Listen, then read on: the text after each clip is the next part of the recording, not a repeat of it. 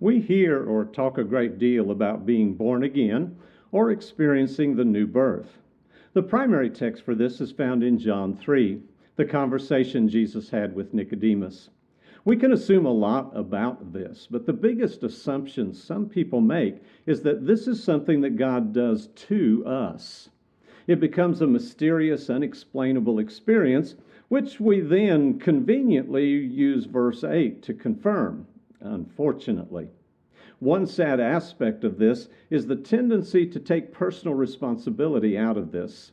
When we conclude that it's something that God does to us, it's up to God.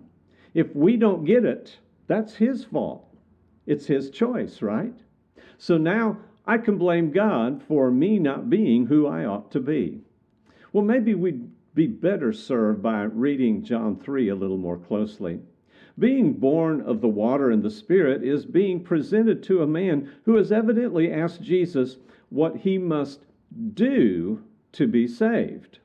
Up until John the Baptist and Jesus, it seemed that all you really needed to do was be born into the right nation, Israel.